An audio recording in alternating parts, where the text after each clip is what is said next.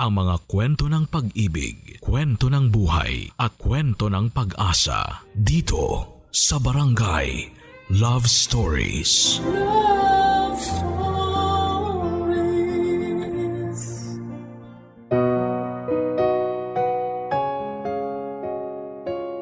Isa sa mga pribilehiyo na meron ang ilan sa atin ay ang pagkakaroon ng kumpletong pamilya. Pero ang masaklap na katotohanan, marami sa atin ngayon ang dumaranas ng isang pamilyang kailanman ay di na mabubuo pa.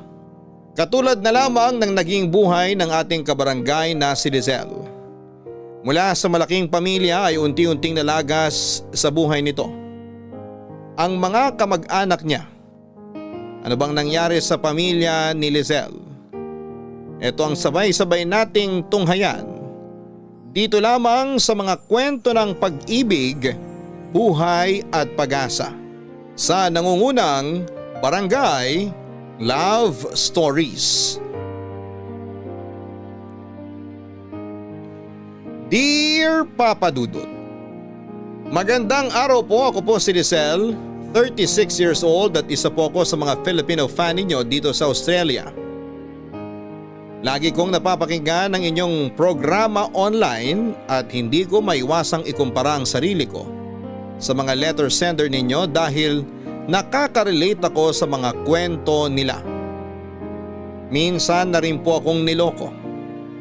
Naranasan ko na rin maiwan at pagtaksilan at alam na alam ko kung gaano kasakit mapagdaanan ang mga bagay na yon. Kaya ko po naisipang magpadala ng sulat sa inyo ay para naman i-share ang sarili kong kwento sa inyong mga listeners. Lumaki ako sa isang malaking pamilya. 10 kaming magkakamag-anak na nakatira sa isang bahay noon. Ang family house namin nasabay binuo ng aking lolo't lola ang siya nang kumumpleto sa pagkabata ko. 3 kaming magkakapatid at ako ang panganay. Kasama ang mga magulang ko ay hindi napabayaan ang kabataan naming magkakapatid dahil nagsilbi na ring magulang namin ang 2 pang kapatid ni Mama na sina Tito Ben at Tita Mabel. Maliban sa kanila ay kasama rin naming lumaki ang pinsa namin na uniko iho ni Tito Ben. Isa sa mga hindi ko malilimutang alaala noong bata pa lamang ako ay tuwing nagde-decorate kami sa bahay tuwing Kapaskuhan.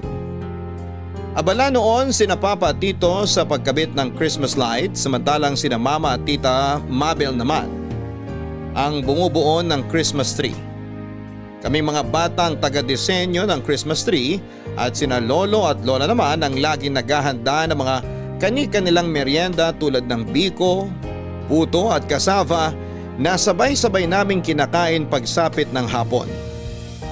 Pero ang lahat ng ala-alang yon ay natuldukan nang nagkaroon ng trahedya sa pamilya namin.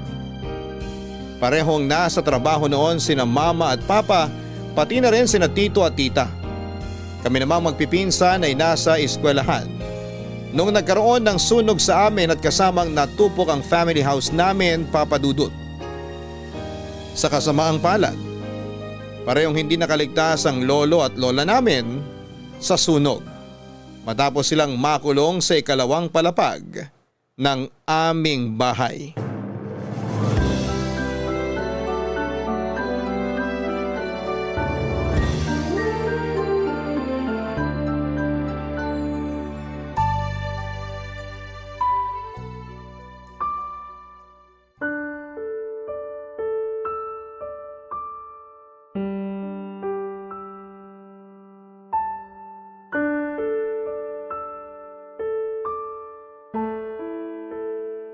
Tita, gusto niyo po bang ako na munang magbantay dito para makapagpahinga kayo? Hindi, okay lang. Matulog ka na, may pasok ka pa bukas. Panghapon po yung klase ko bukas, kaya pwedeng ako munang tumao rito para may kasama sina lolo't lola. Samahan mo na lang ako kung gusto mo. 2 araw na lang bago ang libing nila nanay at tatay. Ayokong iwan sila. Gusto ko nandito ako sa tabi nila hanggang sa huli. Sige po, samahan ko na lang kayo. Gusto niyo po ng kape? Ipagtitimpla ko po kayo. Salamat pero mas lalo akong inaantok kapag nagkakape ako. Ganun po ba? Hindi talaga kayo mahilig sa kape, no? Hindi tulad ni Lola na 3 beses yata sa isang araw kung uminom ng kape. Niliteral yung 3-in-1, naging 3 times a day. Kape na ang tubig nun eh. Ay, alam mo ba, ang kwento sa akin nila Mang Doming, nasa labas daw sina nanay at tatay nung nangyari yung sunog. Talaga po? Oo, pauwi pa lang daw siya galing palengke nung nagsimula yung sunog. Si tatay naman na kina Mang Doming nakikipagkwentuhan. Nung nalaman ni nanay na may sunog, dumiretso kagad siya sa bahay para sabihan nga itong si tatay. Tapos nung nalaman naman ni tatay sa kapitbahay na pinaghahanap siya ni nanay sa loob ng bahay, pinuntahan naman siya ni tatay. Mabilis na kumalat yung apoy eh. Pareho silang natrap sa loob. Ayun, nakita na lang sila ng mga bumbero sa may CR sa 2nd floor, magkayakap. Hanggang ngayon hindi ko pa talaga matanggap na wala na sina lolo at lola. Nung nakaraan lang, masaya pa kaming nagkukwentuhan tungkol sa teleseryeng pinapanood namin. Ngayon, hindi niya na mapapanood yung palabas na yun. Ano po ba kasing nangyari? Ano daw yung dahilan ba't nagkasunog? Electric pan daw na nag-short circuit. Yun ang sabi ng mga nag-imbestiga. Naiwan daw na bukas yung maliit na stand fan dun sa kwarto ng kapitbahay natin. Natabig siguro nung alaga niyang pusa yung patungan ng electric pan, tapos hindi na malaya nung may-ari na tumumba yun sa may kama niya. Lumabas siya para kumain, tapos pagbalik niya, malaki na yung sunog. Paano na tayo niyan, tita?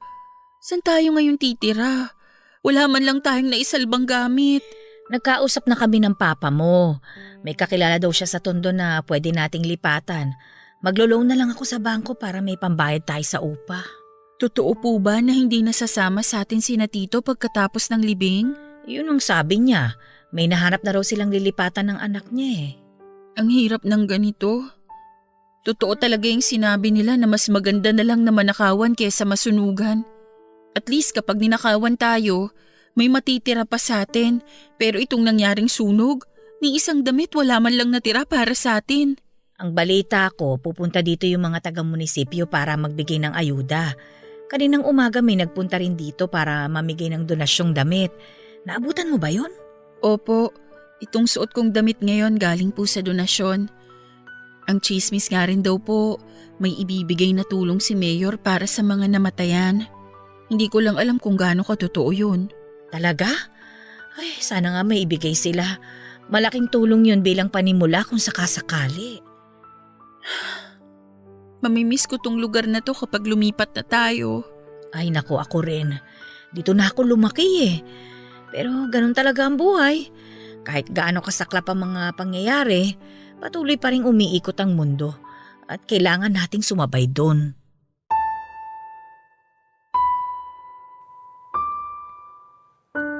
Papadudot na wala na nga kami ng tirahan na wala pa sa amin ang pinakamamahal naming lolo't lola. Sa isang open court ibinurol ng ilang araw ang mga labi nila lolo't lola. Doon ay nakasama namin ang mga katulad naming nasunugan din. Ilang linggo kaming nanirahan sa court na yon bago nakahanap sina mama at papa ng malilipatan. Dahil maliit lang ang paupahang nahanap ni papa ay kinailangang bumukod nila Tito Ben at ng anak nito. Lumipat sila sa Santa Mesa kung saan ay isang kaibigan naman ang nag-alok sa kanila ng matitirhan, samantalang sa Tondo naman lumipat ang pamilya namin kasama si Tita Mabel. Mula sa 10 ay naging 6 na lamang ang dating nakasanayan kong malaking pamilya. Ang lahat ng pinaghirapan namin sa mga nagdaang taon ay bigla na lamang nawala. Para bang nag-back to zero kami at kinailangan naming magsimula ulit. Mahirap ang pagbangon na ginawa namin. Napilitang mag-abroad si mama dahil hindi na nila kayang pagsabayin ang pag-aaral namin ng kapatid ko sa kolehiyo. Nag-volunteer ako na tumigil muna sa pag-aaral para maghanap sana ng trabaho pero hindi pumayag ang mga magulang ko dahil graduating na ako noon. Iba yung lungkot ang naramdaman ko nung umalis ng Pinas si mama. Liliman na lamang kami noon sa maliit na inuupahan naming bahay. Ang lahat ay naging busy noon sa kanya-kanya naming buhay sa pundong hindi na kami nakakapag-bonding pa. Dumaan ang mga taon at hindi na katulad ng dati ang kapaskuhan namin na sobrang saya. Ang lahat ay nagbago na, Papa Dudut. Pero maliban sa akin ay mas nalungkot ang papa ko sa pag-alis ni Mama sa puntong naghanap siya ng iba. Ako mismo ang nakahuli sa ginawa niyang pagtataksil dahil aksidente kong naaktuhan ang pakikiapid na ginawa ni Papa sa mismong kapitbahay namin. Ang Tita Mabel ko ang una kong pinagsabihan sa mga nalaman ko.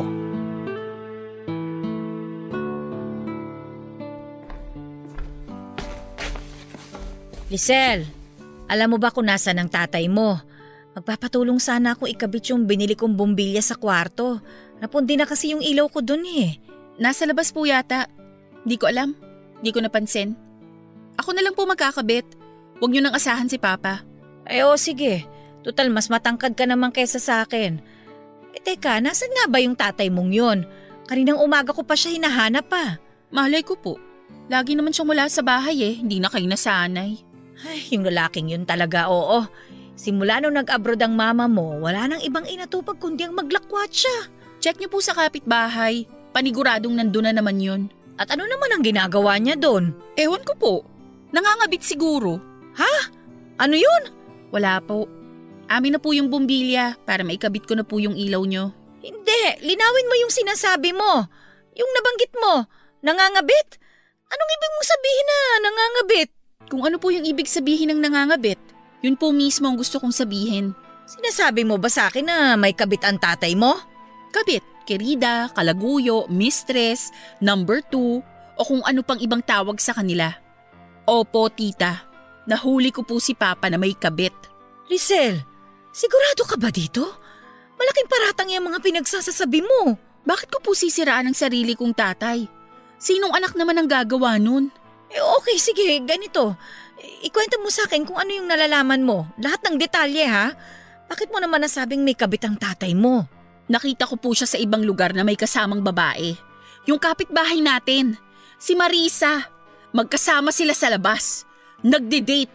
Marisa? Yung asawa ng construction worker na nagtatrabaho sa Bulacan ngayon? Opo, siya nga. Paano mo naman nasabing nagde-date sila? Baka naman aksidente lang sila nagkita sa isang lugar, ganun. Nakita mismo ng mga mata ko kung paano sila maglampungan habang kumakain.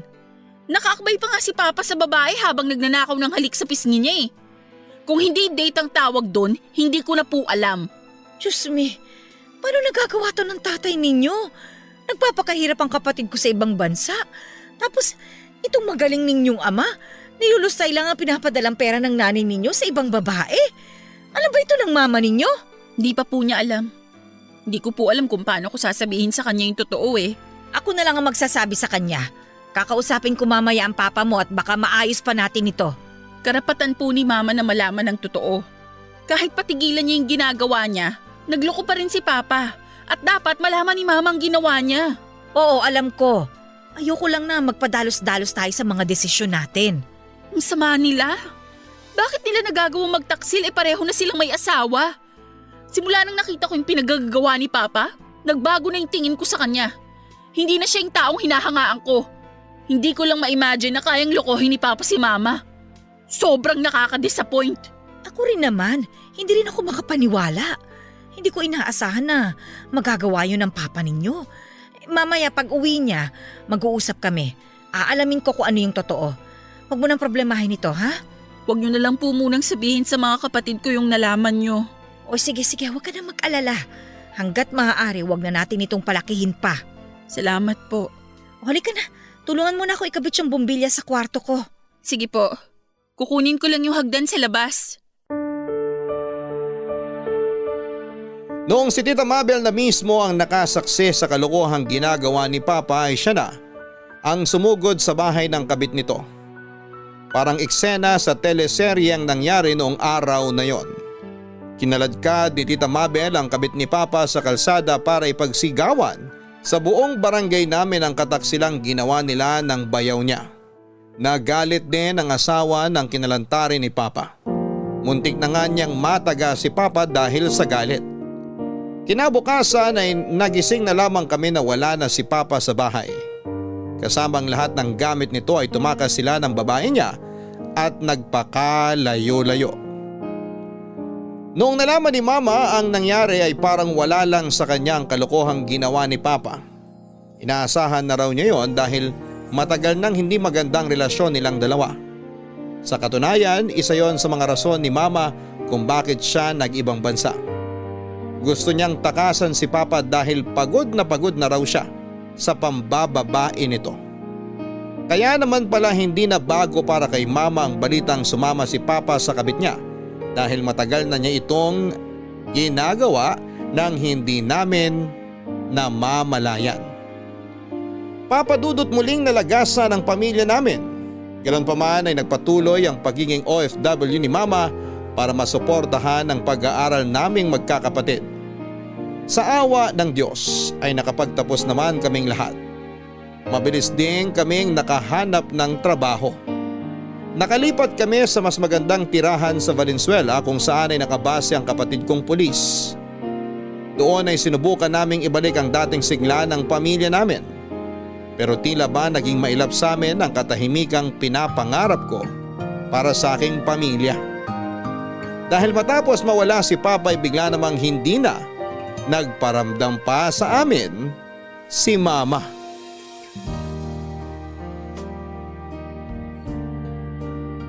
Papadudot na laman na lang namin na may iba na rin palang kinakasama si Mama sa ibang bansa. Kaya hindi na ito masyado nagpaparamdam sa amin noon. Ayon sa kanya ay bata pa naman daw siya at may karapatan pa siyang maging masaya. Isa pa ay nagampanan na raw niya ang trabaho niya bilang isang ina sa amin. Napagtapos niya kami gamit ang dugot pawis niya, kaya sapat na raw yon. Isa pa ay alam niya ang kayang-kaya na namin ang mga sarili namin dahil meron na raw kaming kanya-kanyang buhay. Galit na galit noon si Tita Mabel sa ginawang yon ni Mama pero wala na kaming magagawa pa. Dahil ng mga panahon na yon ay hindi na namin alam kung nasaan siya. Baka nga nasa Pilipinas na siya noon kasama ang bago niyang pamilya. Nakakalungkot na ganon ang sinapit ng pamilya na pinakamamahal ko. Aapat na nga lang kami noon ay bumukod pa ang pangalawa kong kapatid matapos itong makipag-live-in sa kanyang nobya. Tanging ako, ang bunso kong kapatid at si Tita Mabel na lamang ang kasama ko noon sa bahay. Naisip ko na kung ayaw na akong samahan ng mga tinuturing kong pamilya, ako na mismo ang maghahanap at bubuo ng sarili kong pamilya.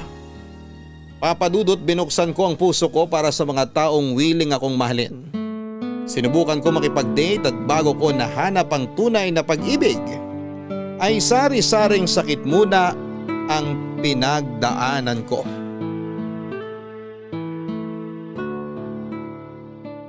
Hoy, matutunaw na yung longganisa sa katititig mo dyan. Ang lalim naman yata ng iniisip mo. Wala po to. Wala lang talaga akong ganang kumain ngayon. Pwede po bang mauna na ako? Doon na lang muna ako sa kwarto. Sandali, dito ka muna. Wala nga alis hanggat hindi nagkukwento sa akin.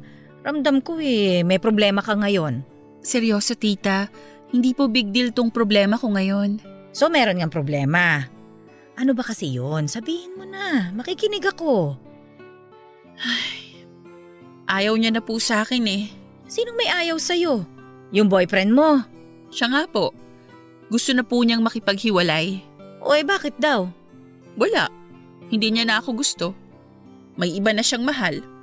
May babae nang handang sumalo sa kanya kaya gusto niya nang makipag-break sa akin. Eh di hayaan mo.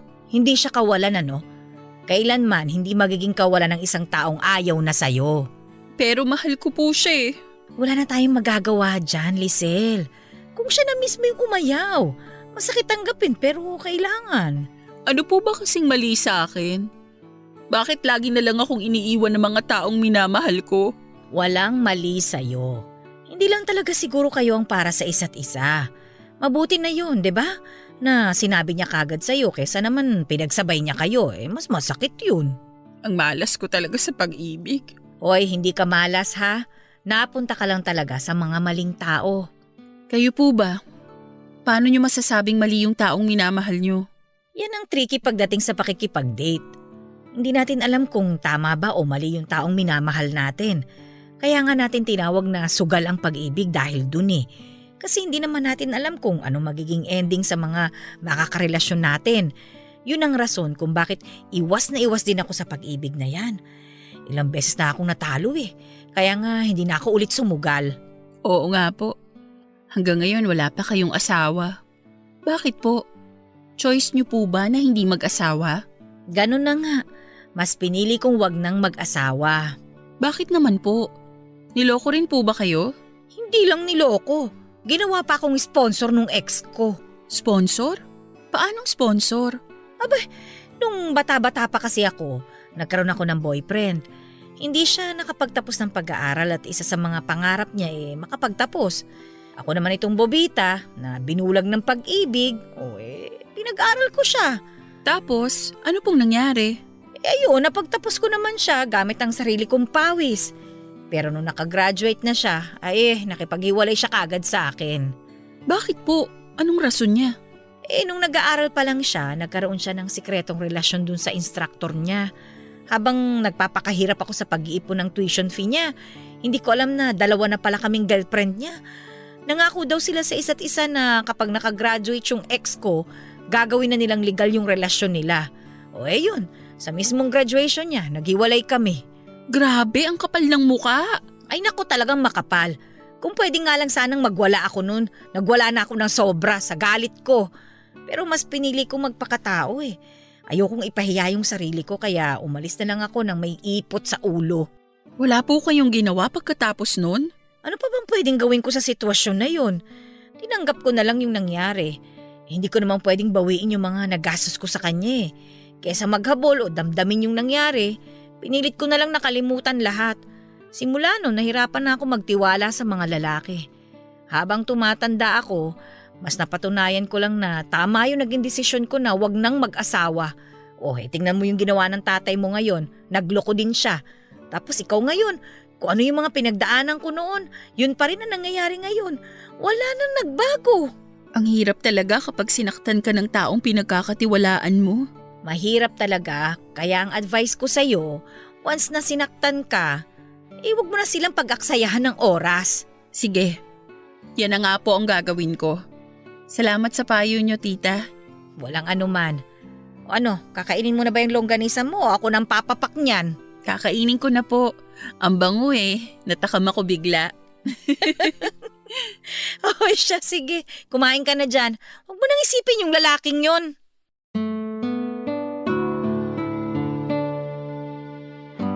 Noong ko lang nalaman ang dahilan kung bakit tumanda na lamang na dalaga si Tita Mabel. Naubos na pala ang tiwala niya sa mga lalaki. Kaya mas pinili na lamang niyang mapag-isa. Ang kwento pa sa akin ni Tita ay sinubukan daw naman niyang makipag-date noon matapos ang hiwalayan nila ng kanyang ex, pero sobrang lala na talaga ng trust issues niya noon sa puntong nagiging toxic na siya at wala nang lalaking nagtatagal sa kanya. Lagi tuloy siyang iniiwan. O kaya naman ay pinagpapalit kaya tumigil na lamang si Tita Mabel sa pag-i-entertain ng mga lalaki sa buhay niya. Napagod na lang daw siya kaya hindi na siya naghanap pa hanggang sa tumanda na nga siya. Noon din ay tinanggap na lamang niya ang kapalaran niya na forever na siyang mag-isa. Mabuti na lamang at nandun kami ng mga pamangkin niya na kasakasama niya. Kapalit nito ay siya na po ang tumayong magulang namin na magkakapatid simula nung nawalan kami ng magulang. Papadudot, maraming advice ang ibinigay sa akin ni Tita Mabel para mahanap ang lalaking nararapat sa akin. Tinuruan niya ako kung paanong huwag ibigay ang 100% ko sa pagmamahal dahil kapag iniwan daw ako ng lalaking iniibig ko ay wala na raw matitira para sa akin. Ang sabi niya ay mas mahalaga umano na mahalin ko muna ang sarili ko bago ako magmahal ng ibang tao para sa ganon ay malaman ko kung anong klaseng pagmamahal ang deserve ko. Sinunod ko po ang mga payo niya sa akin. Ilang beses man akong naging sawi sa pag-ibig ay sinikap kong bumangon at magpatuloy sa buhay. Hanggang sa dumating na nga po ang hinahanap kong totoong pag-ibig noong pumasok sa buhay ko ang katrabaho kong si Darren. Lizzie, di ka pa kakain? Lazy ka dyan. Lizelle ang pangalan ko, hindi Lizzie. Mas cute yung Lizzie eh. Yun kasi pangalan ng aso ko nung bata pa ako. Kaya mas gusto kong tawagin kitang Lizzie. Ginawa ba naman akong aso? Siraulo ka talaga. At least parehong cute, di ba? Ano na naman bang ginagawa mo rito? Mamaya pagalitan ka na naman. Alam mo namang bawal kayo rito sa office. Mga admin lang ang pwede dito. Wala namang tao eh, tsaka lunch break na. Mas gusto ko rito kumain kasi malamig, may aircon. Di ka pa ba kakain? Mamaya na may tinatapos pa ako. Ano ba yan? Yung sales last month. Kailangan ko nang ipasa to sa accountant natin. Bayaran na naman kasi ng tax. Ah, okay. Antayin na lang kitang matapos dyan para sabay tayong kumain. Wag na, kumain ka na. Di ako magla-lunch. Akala ko ba mamaya ka kakain? Ngayon di ka na magla-lunch. Ano ba talaga? Di ko alam eh. Bahala na. Bakit naman? Diet ka? Ang payat-payat mo na nga, nagda-diet ka pa. Baliw, hindi. May biskwit naman ako rito, yun na lang ang kakainin ko mamaya. Alam mo, itigil mo na muna kasi yan. Pwede namang ituloy yan pagkatapos ng lunch break eh. Hindi maganda yung nagpapalipas ka ng gutom. Akala mo naman ikaw magmamana ng kumpanyang to. Hindi naman kasi ikaw ang mapapagalitan kapag hindi ko to natapos eh. Mas importante pa rin na kumain ka ng tama sa oras. Kaya nga tayo nagkaroon ng lunch break eh, para may pahinga tayong mga empleyado. Nangangayayat ka na nga oh, di ka na naawa sa sarili mo. Ang lala mo naman magsalita. Nangangayaya talaga yung pinili mong term. Hindi ba pwedeng sumeksi na lang para masarap pakinggan? Di ka naman sexy, ikaw lang yung payat na may taba sa tiyan. Ikaw papansin ka talaga eh, no? Kahit kailan ang lakas mo talagang manira ng mood.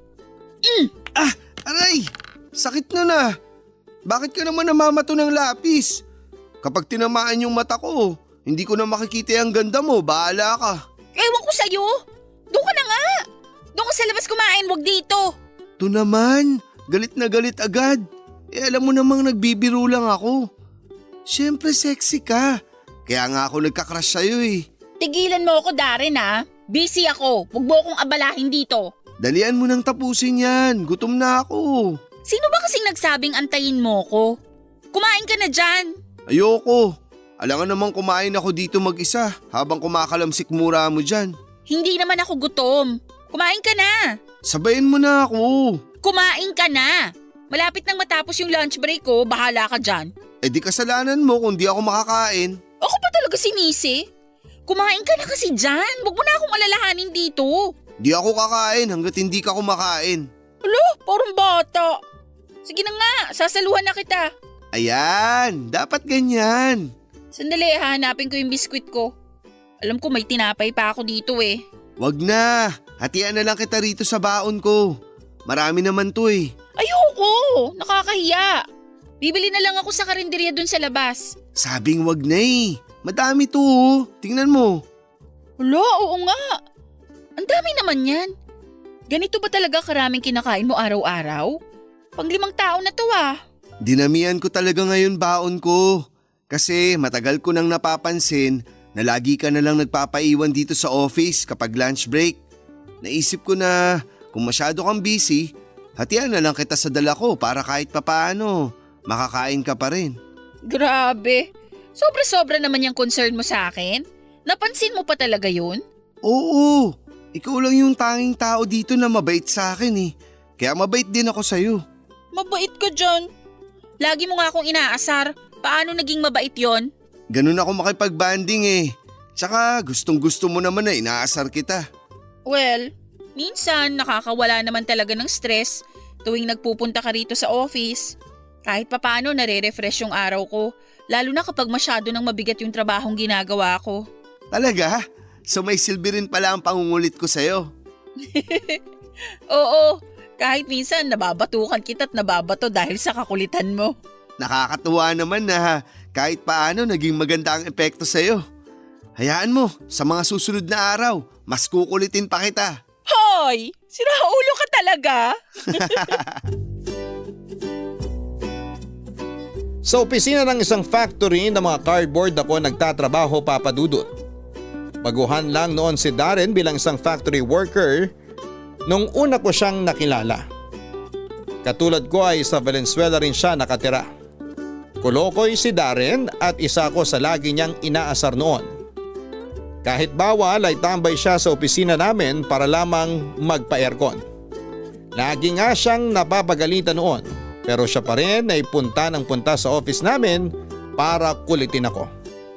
Mula sa 5 magkakapatid si Darren, siyang middle child at ang katangi-tanging anak na walang masyadong ambag sa kanilang pamilya.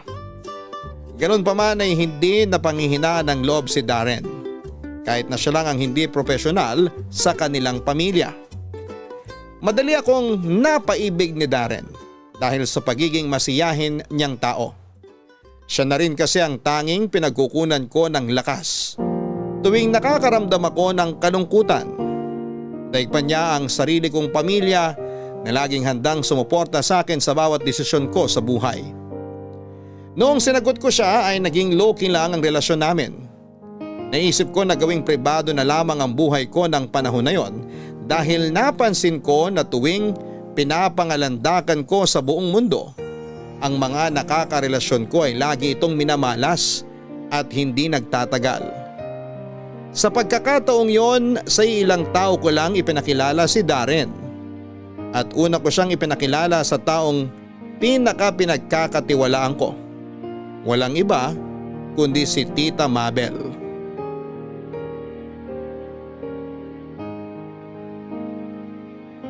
Papa Dudut, simula nung naging kami ni Darren ay itinuring ko na siyang parte ng aking pamilya. Siya ang pumuno ng mga kakulangan ng mga kamag-anak ko na iniwan ako katulad na lamang ng pagkalinga mula sa mga magulang.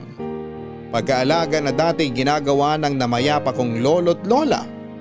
Siya rin ang nagbo-boost ng confidence ko na dating gawain ng mga kapatid ko. Unti-unti ay nakahanap ako ng sarili kong tahanan at si Darren yon. Sa pagkakataong yon ay sinigurado kong wala nang makasisira pa sa pamilyang binuo ko. Nung ipinakilala ko si Darren sa kapatid ko at kay tita ay malugod naman siyang tinanggap ng mga ito. Sa pagdating niya sa buhay namin ay tila ba muling nagkaroon ng kulay ang munting tahanan namin. Nagkaroon ng tropa ang bunso kong kapatid at nagkaroon naman ng bagong katsikahan ng tita ko sa pamamagitan ni Darren.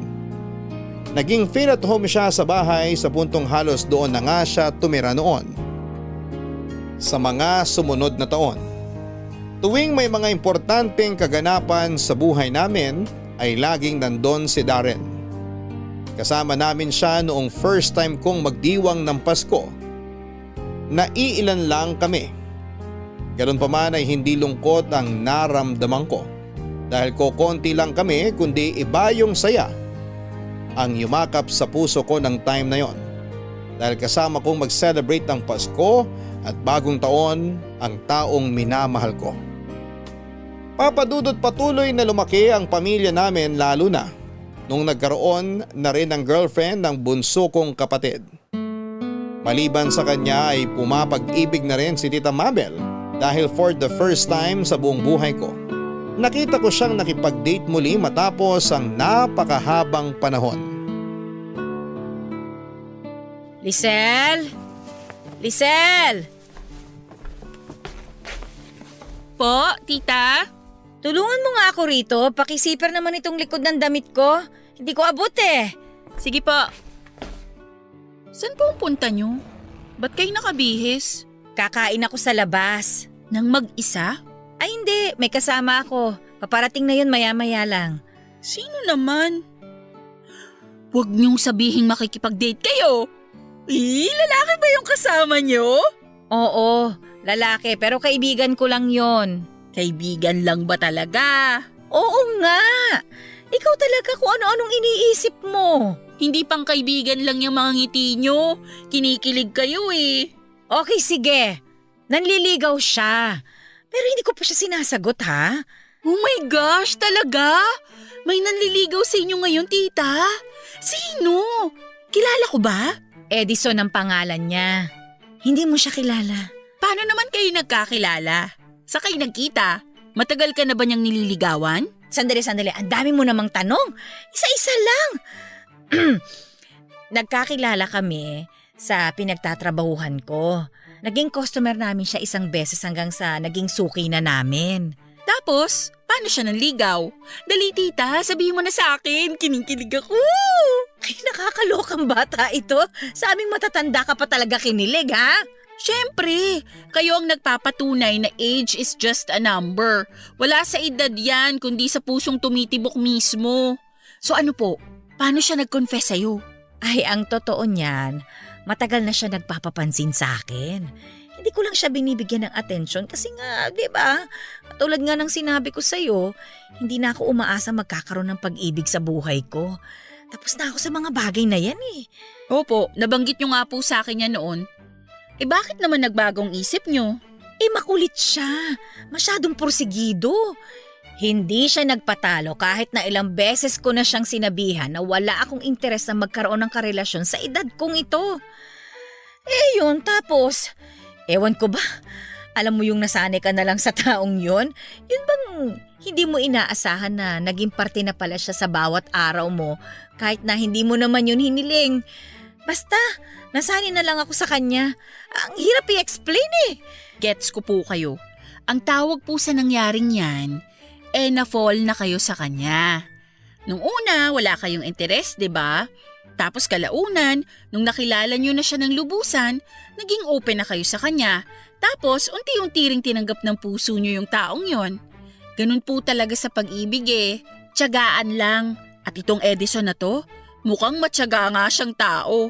Kasi hindi niya kayo tinigilan hanggang sa napa-oo niya kayo. Ganun na nga siguro ang nangyari. Halos ganyan din yung nangyari sa amin ni Darren eh. Para siyang langaw no na hindi ko mabugaw-bugaw. Tapos ayun, na-develop na lang din yung feelings ko sa kanya katagalan. Pero alam mo, kinakabahan ako sa date na ito sa totoo lang. Bakit naman po kayo kinakabahan? Eh kasi matagal na nung huli akong nakipag-date. Ngayon na lang ulit. Hindi ko na alam kung ano yung dapat gawin. Wala naman kayong kailangang ipakitang kakaiba sa date nyo eh. Nagustuhan niya kayo kung ano yung totoong kayo. Kaya yun lang ang ipakita mo sa kanya kapag magkasama na kayo. Ganun lang kasimple. Talaga ba? Opo. Be yourself, ika nga nila. Sige, tatandaan ko yan. Ayan, nag-text na siya. Nasa labas na raw siya. Ay, ayan! Good luck po sa date nyo. Enjoy kayo. Mauna na ako ha. Mag-iingat po kayo, tita. Salamat.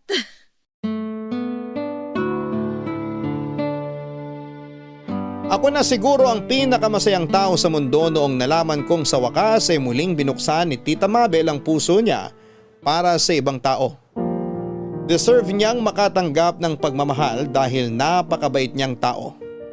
Siya ang natatanging kamag-anak ko na nanatili sa tabi ko noong tinalikuran ako ng mga taong pinagkakatiwalaan ko. Siya ang laging nandun tuwing gusto ko nang sumuko. Si Tita Mabel ang laging nagpapalakas ng loob ko noong hindi ko pa nakilala si Darren. Papadudot mas matanda si Edison ng 3 taon kesa kay Tita.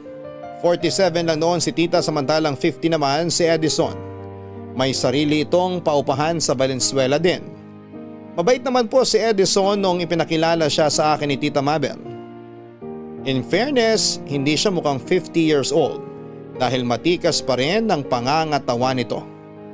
Sa katunayan sa edad niya ay nakakabilib na isa siyang biker kaya naman hindi na nakapagtataka na maganda pa rin ang pangangatawan nito.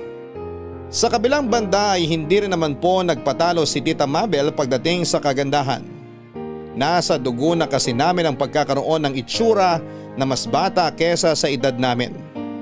Akalain lang ng lahat na 30s pa lang si Tita noon kahit na malapit na siyang mag-50. Sa totoo lang ay bagay silang dalawa at natutuwa ang puso ko na lahat kami sa bahay ay meron ng kanya-kanyang kapareha sa buhay. Ang problema nga lang noon papadudot ay hindi ko na makikita kung papaano ang magiging love story nila ni Tita Mabel at Edison dahil noong mga panahong yon ay naghahanda na po ako para sa paglipad ko papunta ng Australia. Matapos akong makuha sa inaplayan kong trabaho doon bilang OFW.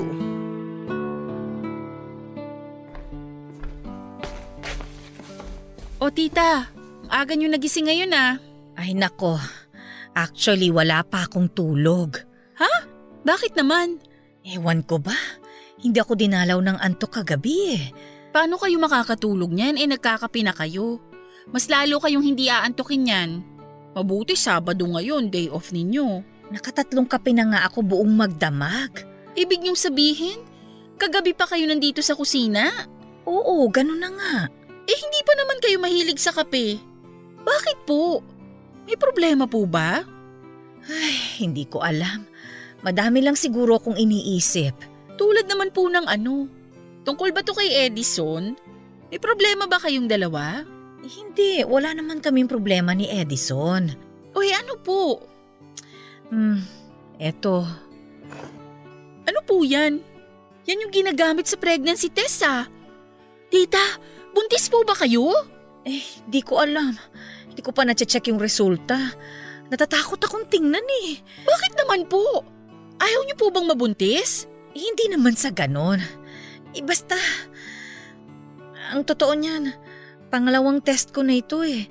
Nag-test na ako nung nakaraan pero gusto ko lang ulit i-confirm kung may laman ba talaga itong tiyan ko ngayon. Ano pong resulta nung nauna? Positive. Pero ayaw ko maniwala kasi parang imposible na ako magkaanak eh. Pwede naman kasing magbigay ng false positive itong mga pregnancy test na to. Kaya yun ang pinaniwalaan ko. Baka nagkamali lang yung resulta. Pero nung nagtagal, nakaramdam na ako ng mga sintomas ng pagbubuntis eh. Oh my gosh!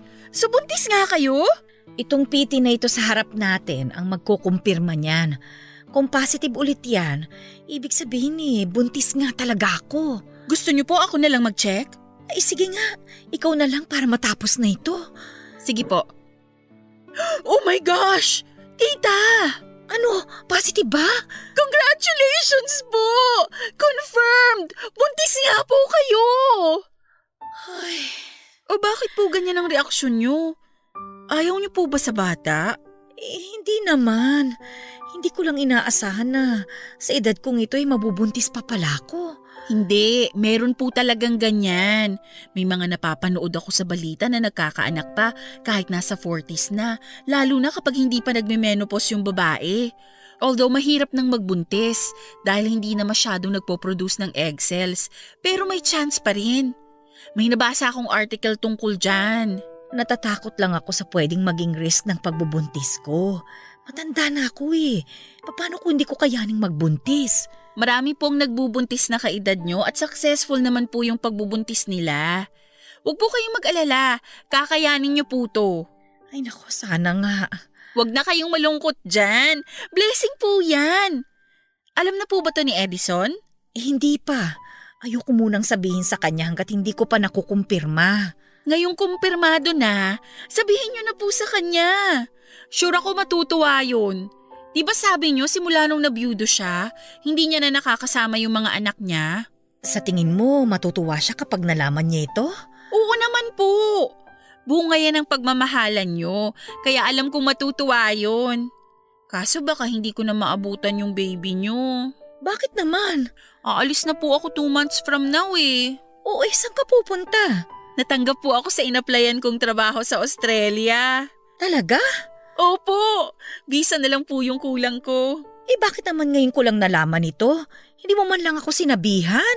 Sinikreto po talaga namin ni Darin to, hanggat hindi pa namin nalalakad yung mga papeles.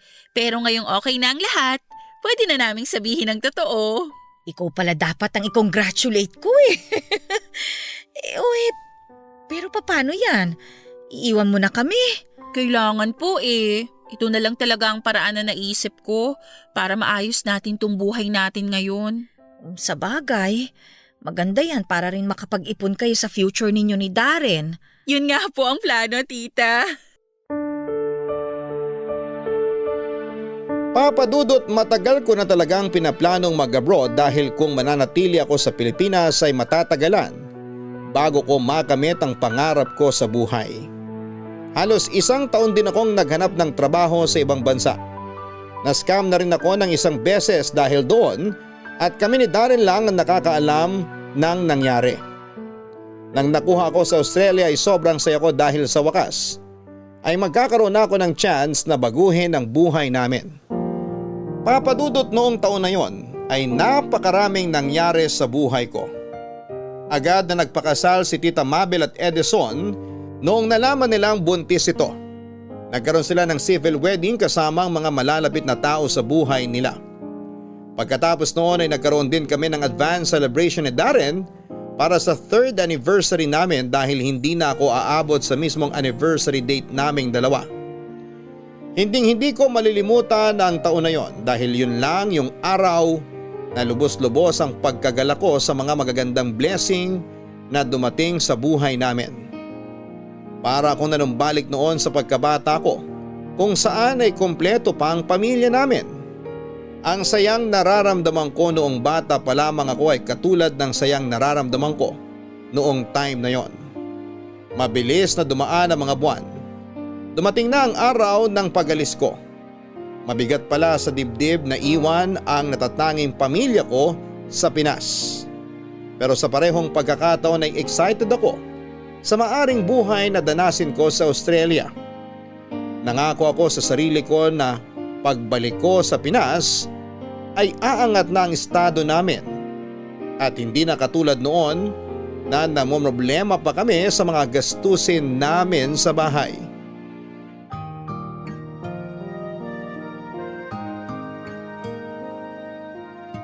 Umalis man ako ay may pumalit naman kaagad sa akin at yon ay si Isha, ang anak ni Tita Mabel at Tito Edison. Nakakatuwa dahil yon ang patunay na hindi pa huli ang lahat.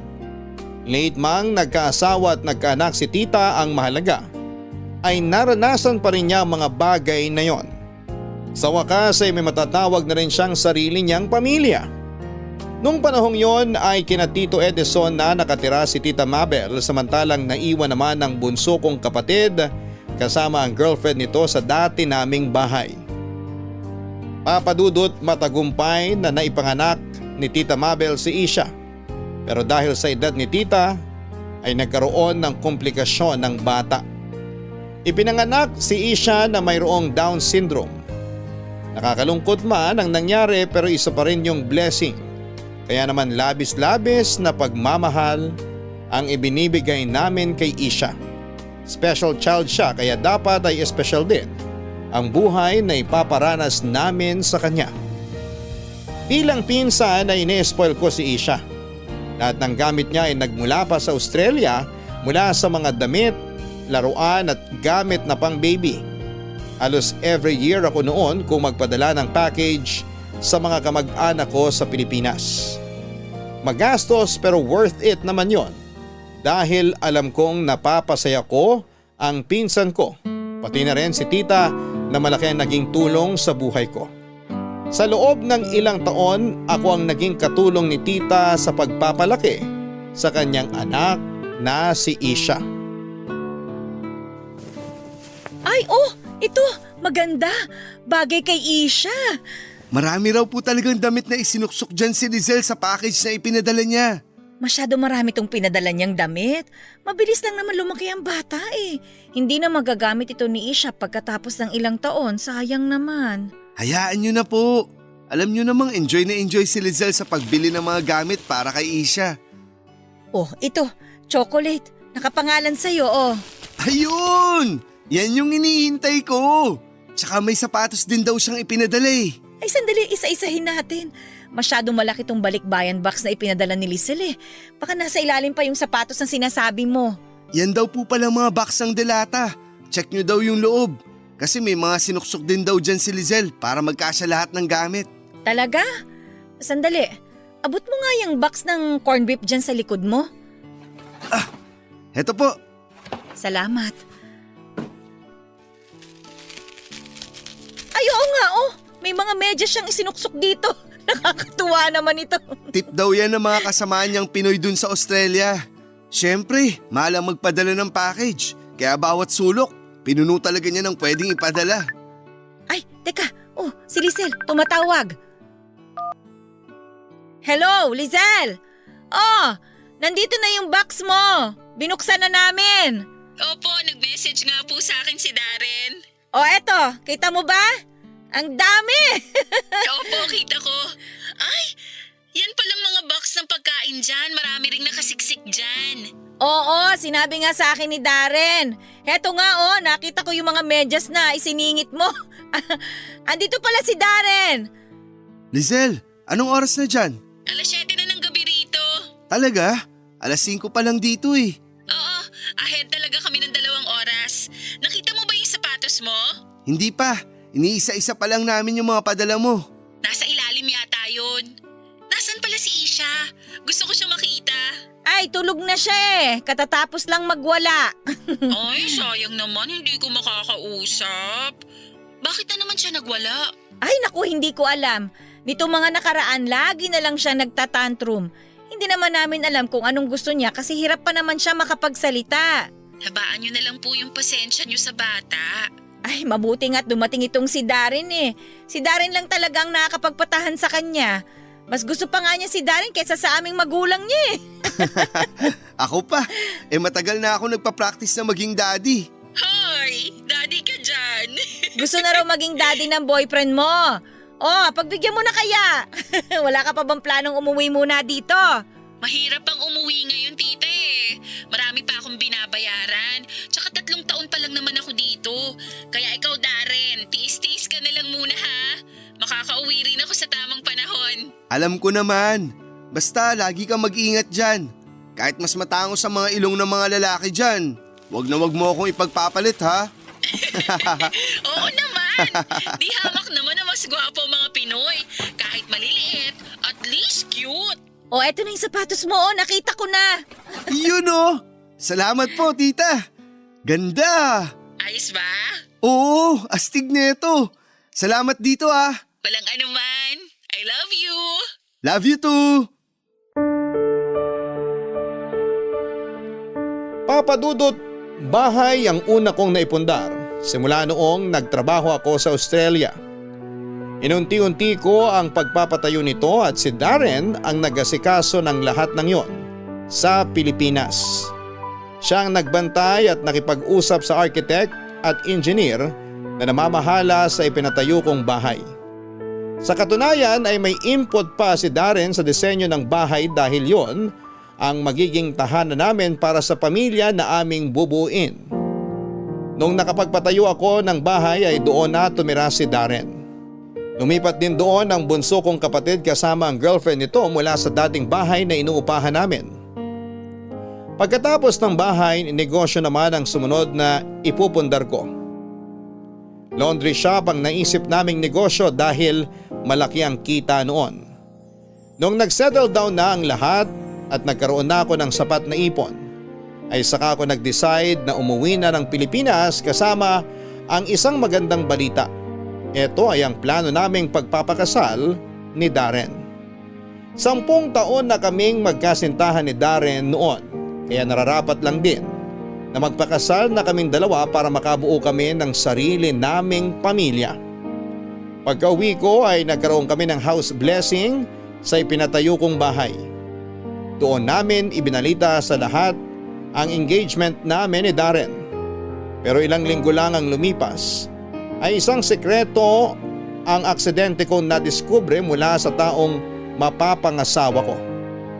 Papadudot na hack ang Facebook account ko kaya kinailangan kong gumawa ng panibagong account.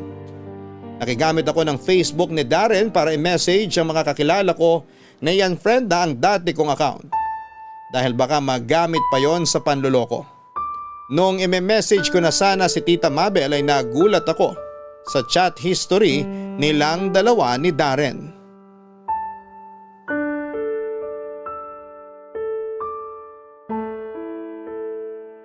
Ano ba kasi yun, Lizelle? Anong ginagawa natin dito sa bahay nila Tita Mabel? Huwag ka ng maraming tanong. Sumunod ka na lang. Tita Mabel? Tita Mabel, nandiyan ka ba?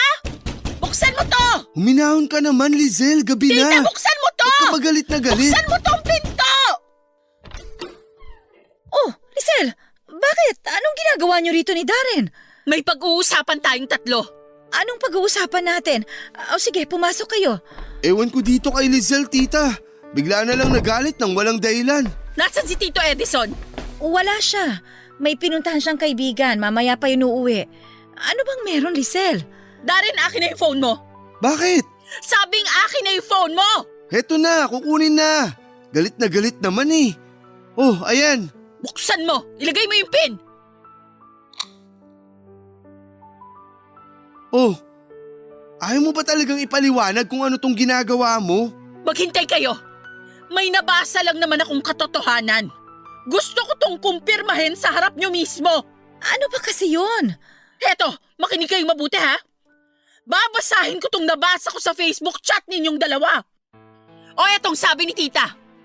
Darren, sa tingin ko, buntis ako. Ilang araw na akong hindi dinadatnan tapos ilang beses na rin akong nagsusuka. Lizelle! Sandali! Hindi pa ako tapos sa binabasa ko. Makinig muna kayo, mahaba to eh. Ang reply ni Darren, bumili ka ng pregnancy kit. Mag-test ka para malaman natin kung buntis ka. After ng ilang araw, nag-chat uli si Tita Mabel.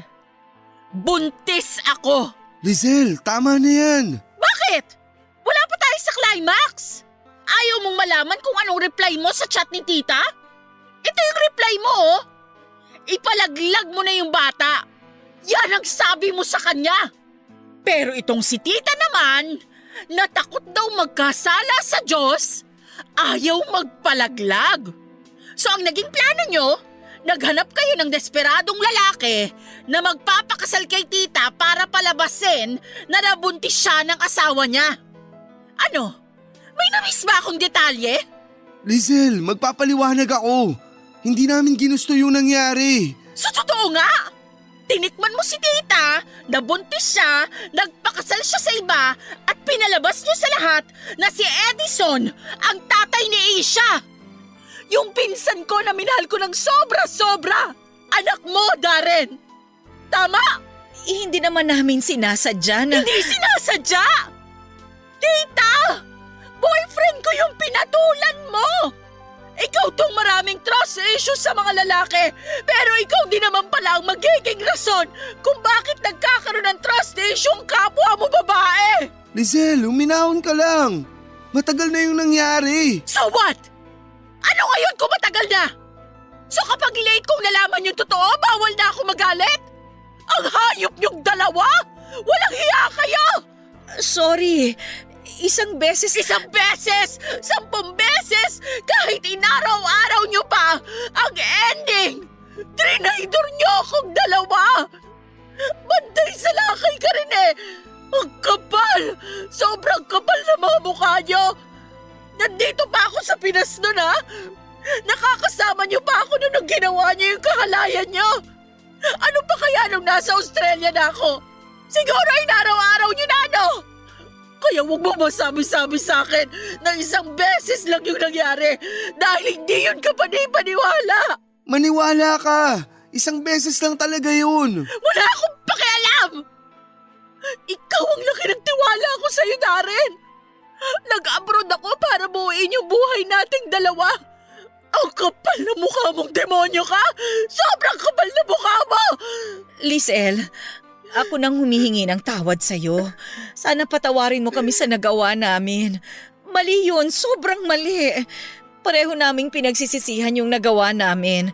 Patawarin mo na kami alang-alang kay Isha. Isa ka pa, tita! Gagamitin mo pa talaga yung bata para maghugas kamay? Hindi ko kayo patatawarin hanggang mamatay ako! Walang magkakapatawaran sa ating tatlo! Ikaw, Darren, bibigyan kita hanggang ngayong gabi lang para alisin lahat ng gamit mo sa bahay ko! Ikaw naman, tita, huwag mo nang ipapakita yung pagmumukha mo sa akin! Dahil sa susunod na makita ko ulit yung mukha mo, hindi mo magugustuhan ang gagawin ko sa'yo! Huwag mo akong subukan! Haliparot kang matanda ka! Bigyan niyo ng kapatid si Aisha kung gusto rin niya! Lizelle naman! Sandali lang, Lizelle!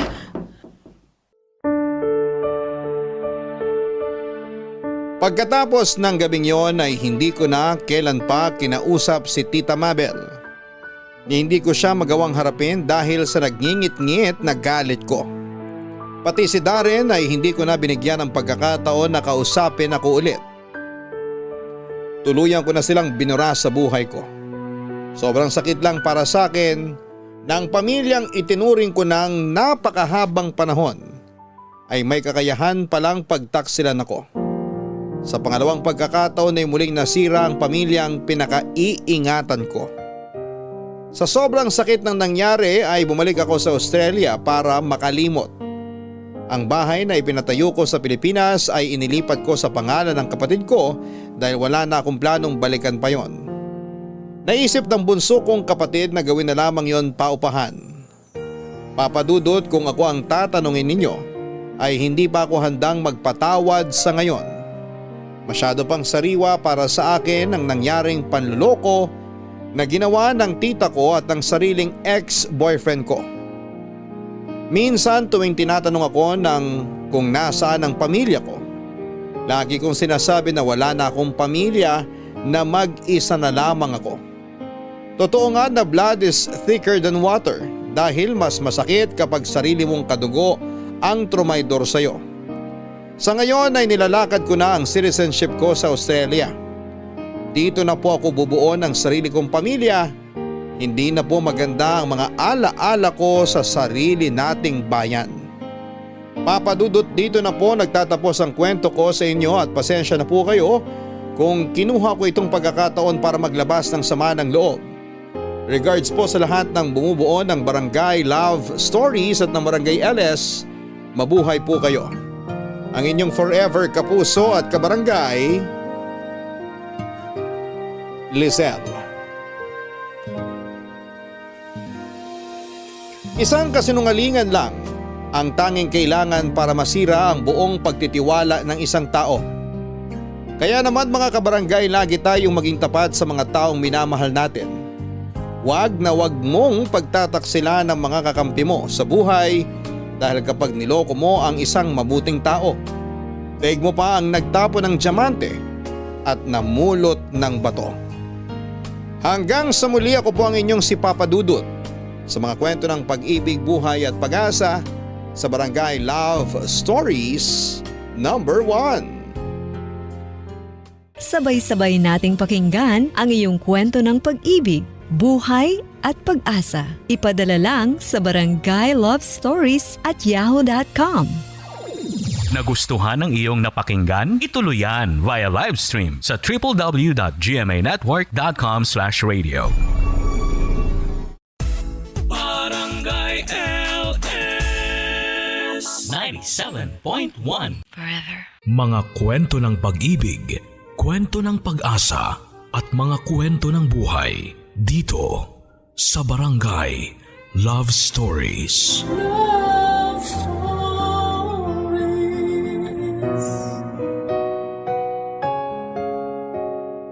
Matindi ang naging epekto ng pandemya sa buong mundo. Ngunit kahit na iisa lang ang ating kinakaharap na pagsubok, hindi lahat ay pare-pareho ang hirap na pinagdaraanan.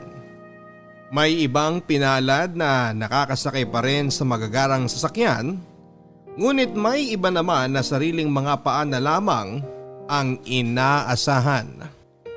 Dear Papa Dudut, sana po ay nasa maayos po kayong kalagayan kapag nakuha po ninyo ang sulat ko. Itago nyo na lamang po ako sa pangalang Maynard, 32 years old at taga Quezon Province. Sa totoo lang po ay neto ko lang nalaman ang tungkol sa inyong programa dahil 5 taon po akong nagtatrabaho sa Middle East bilang isang wedding and events photographer. Hindi ko naman po sana gugustuhin na umalis sa Pilipinas, pero nang ipinanganak na po ang ikalawa kong anak ay mas dumami na po ang mga bayarin namin. Kaya naman nakaisip na po akong mag-abroad. Lahat naman po siguro kasi ng magulang ay gugustuhin na magkaroon ng mas mabuting kinabukasan ang kanilang mga anak. At sa sinesweldo ko po sa dati kong trabaho sa photography studio sa amin, ay alam ko pong mahihirapan akong makaipon para maibigay ang magandang kinabukasan para sa aking pamilya. Sinubukan ko rin po na humanap ng ibang mapapasukan, pero sadyang mahirap po talagang makapasok dahil sa tindi ng kompetisyon at karamihan ng nakikita ko ay kakarampot lamang ang taas sa sinusweldo ko. Kaya naman po kahit na masakit sa loob ko na hindi makitang lumalaki ang mga anak ko at mawalay sa pamilya ko, ay tumulak po ako sa Middle East. 5 taon na po ang nakakaraan. Naging maayos naman po ang buhay ko sa ibang bansa kahit na talagang nag-adjust po ako ng matindi sa mga unang buwan ko roon. Hindi po kasi katulad dito, doon po ay sobrang higpit sa lahat ng bagay.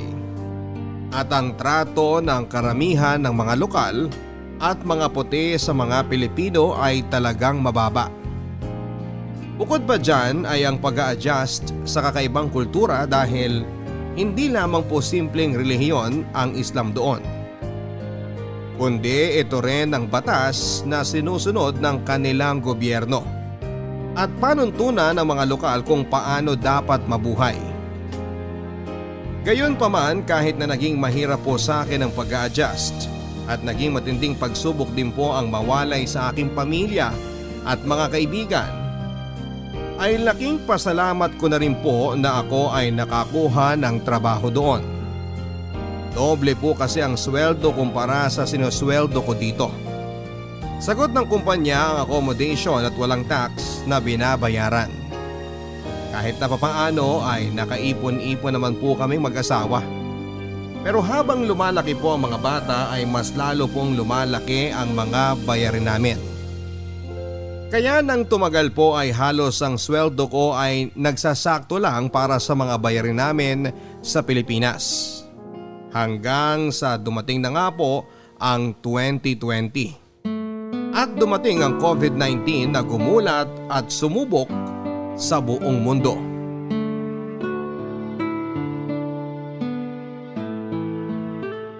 Tol, kinakabahan ako ah.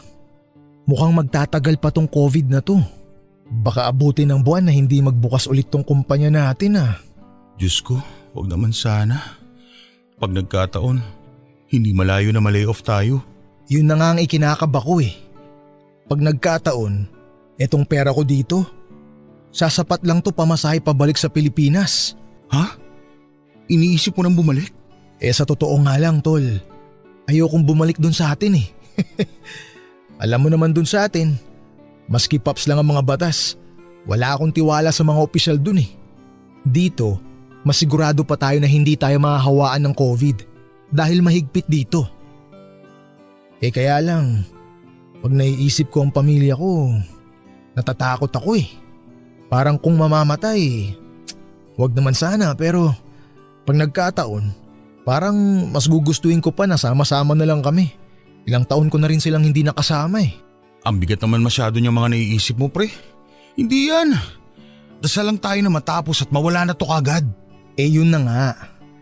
Bigla tuloy akong naging masipag magbasa.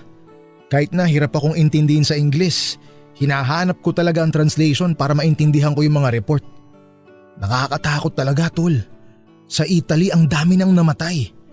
Yung iba naman walang sintomas, yung pala may COVID na. Tapos ang malala yung mga walang sintomas na yun, pwedeng makahawa. At kung mahina ang resistensya mo, todas ka.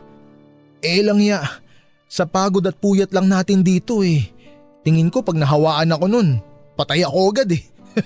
Ang isipin mo na lang, madali naman daw makaiwas. Basta naka-face mask at magugas ng kamay maigi. Tol, pag tumalsik daw sa mata mo, pwede kang mahawaan. Tapos, pwede ka rin mahawa sa pagkain. Ang tindi nga eh. May nabasa ako. Sa Vietnam daw, sinasanitize ng central bank nila lahat ng perang dadaan kasi maski sa paghawak lang ng pera, pwede kang mahawa. Akalain mo nga naman no, may maganda pa rin palang naidulot tong tenga natin sa trabaho. Nakakabasa ka ng maraming kung ano-ano. Tol, mahalaga yan. Sa panahon natin ngayon dapat magbasa-basa ka rin. Kaya lang, ang dami ring fake news kaya dapat mas maingat lalo na sa binabasa. Lalo pat hindi mo talaga alam itong kalaban natin. Ay, hindi ako pwedeng mamatay, Tol. Hindi ako pwedeng maospital. Kahit na sino sa amin, hindi pwedeng mapahamak. Tol, pag nagkataon, mamamatay na lang ang mga kamag-anak ko at mga magulang ko ng dilat at hindi man lang nakakakita ng ospital dahil wala kaming ipambabayad. Ay, ako rin naman tol eh. Nag-aalala ako. Sakto-sakto lang din ang pera namin. Wala kaming sapat na ipon pang pa-ospital eh. Si Mrs. pinahinto na rin sa trabaho dahil nagsara yung parlor na pinagtatrabahuhan niya. Buti na lang talaga at doon sa Quezon, may mga konting tanim kami doon. Kung magkataon man, may makakain ng pamilya ko doon, maski talbos ng kamote man lang. Oo nga eh. Parang mas delikado nga tayo, Tol. Wala tayong kasiguraduhan dito. Nasa ibang bansa pa tayo. Hindi tayo ang prioridad dito. Kaya nga kung bibigyan ng pagkakataon, baka umuwi na nga lang talaga ako. Lumipas po ang isang buwan na tenga kami sa trabaho, Papa Dudut. At bago nga po pumalo ng 1.5 buwan ay nangyari na po ang kinakatakutan namin. Ni-lay off po kami ng aming employer. Sa awa ng Diyos ay kahit na papaano ay binigyan naman kami ng maliit na separation pay. Pero sa halip nga po sana na makauwi kami kaagad ng Pilipinas, ay na-stranded pa po kami doon dahil sa dagsa ng mga Pilipino na nawalan din ng trabaho sa Middle East. Parang nagdilang anghel nga po si Leo na kaibigan ko. At dahil parang nahulaan na nga po niya na tuluyan na kaming malilay off. At ang iba pang posibleng mangyayari ay nakapag-book na po siya kaagad ng flight pabalik ng Pilipinas. Gayunpaman dahil nilimitahan din po ng mga airline ang biyahe nila, ay nakasama pa po namin na may stranded si Leo sa Middle East sa loob ng ilang linggo habang siya po ay naghihintay ng biyahe pabalik. Samantalang kami po halos lahat ng mga kasamahan niya ay minabuti pang maghintay na lamang po na matulungan kami ng gobyerno natin na makabalik sa bansa.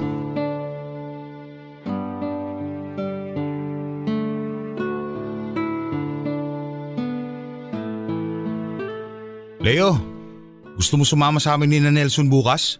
Saan? Sa ospital. Magbebenta ng dugo. Ha?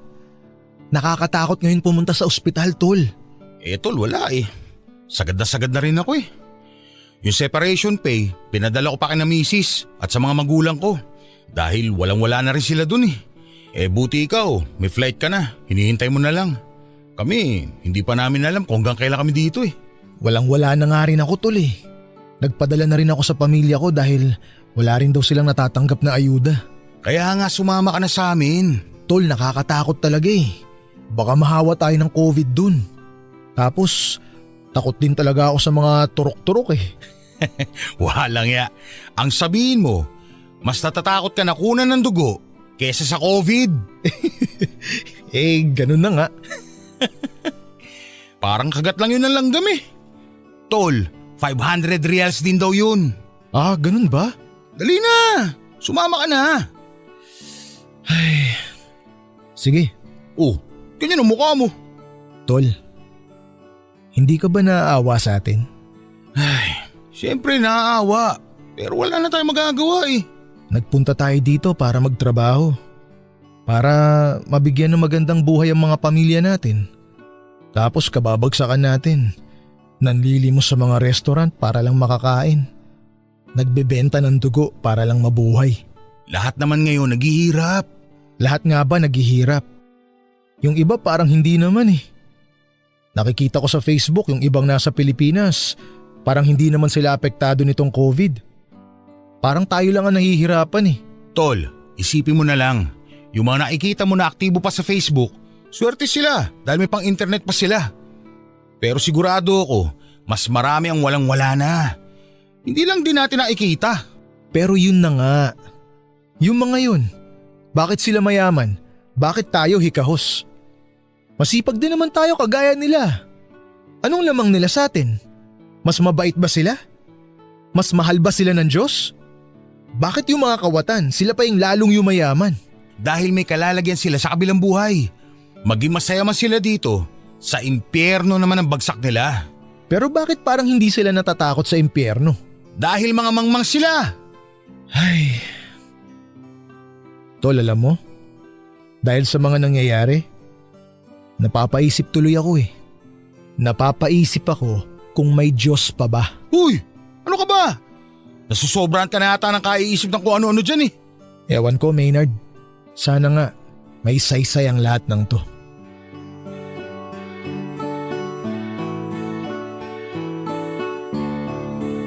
Sa totoo lang po, Papa Dudut, ang mas matindi po naming nakalaban sa Middle East habang na-stranded po kami ng mga kasamahan ko doon ay hindi gutom, kundi ang matinding depresyon. Tulad ng sentimiento ni Leo ay naisip ko rin po na bakit ganon ang sinapit namin. Umalis po kami sa Pilipinas para makatakas sa kahirapan. At akala namin ay nakatakas na nga po kami. Pero dumating na naman ang pandemyang ito. At ang kinahinat na namin ay parang mas malala pa. Nagkabaon-baon sa utang sa mga kaibigan at kamag-anak. At umabot na kami sa punto na tumatambay na po kami sa mga restaurant na namimigay ng libreng pagkain na parang mga pulubi. Hindi ko nga lang po masabi kay Leo na mas mabuti pa ang lagay niya kaysa sa amin dahil medyo nakapaghanda siya. At may petsa na lang po siya na hinihintay para makabalik ulit sa Pilipinas. Samantalang kami ay walang kasiguraduhan kung kailan makababalik. Walang kasiguraduhan kung kailan ulit makakakain. Walang kasiguraduhan kung makakaligtas kami sa COVID o sa kagutuman. At sigurado po ako na ganon din ang naiisip ng mga kasamahan ko, Papa Dudut. Hindi na lang po namin pinag-uusapan. Siguro po ay dahil na rin po sa takot na kapag pinag-usapan po namin yon ay ikaka-depress lang namin lalo. Lalo pat may mga nabalitaan na rin kaming mga OFW na hindi na kinaya at nagpakamatay na lang. Lumipas ang mga linggo at nakaalis na nga po si Leo sa Middle East at nakabalik na sa kanyang pamilya sa Pilipinas. Inggit na inggit po kaming lahat, Papa Dudut. At sa totoo lang, nang nakalis na po si Leo ay parang mas na-depress at natakot din kami ng mga kasamahan ko. Nakatakas na si Leo samantalang kami ay naroon pa rin. Stranded. Walang makain at hindi alam kung ilang buwan pa ang hihintayin bago makabalik sa Pilipinas. Lahat po kami ng mga kasamahan ko ay nangayayat na, Papa Dudut. At sa totoo lang, umabot na nga po kami sa punto na naging manhid na kami na manlimos sa mga kakilalang Pilipino at pumila sa mga soup kitchen para lamang makakain. Kung dati nahihiya pa kami, umabot na kami sa punto na ang panlilimos na ang naging new normal sa amin. Nawala na po kami ng dignidad, ng kumpiyansa sa sarili, ng pag-asa. Sa awa po ng Diyos, pagdating ng Agosto matapos ng 5 buwan naming pagkakastranded sa Middle East, ay nakabalik na rin po kami ng mga kasamahan ko sa trabaho sa Pilipinas. Pero dahil wala pa rin pong mga biyaheng pamprobinsya, matapos ng aking mandatory quarantine sa hotel, ay nakipanuluyan po muna ako sa aking tiyahin sa Cavite.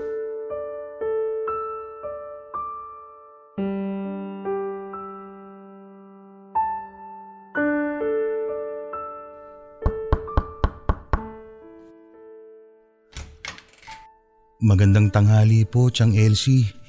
Long time no see po. Oh, akala ko ba mamayang hapon pa ang dating mo? Pasensya na ho. Kinailangan ko po mag-check out ng maaga kasi kailangan daw po linisin yung kwarto para sa susunod na gagamit. Eh nako, paano ba yan? Hindi pa rin namin naayos yung tutuluyan mo dito. Ganun po ba? Ay, teka nga, teka.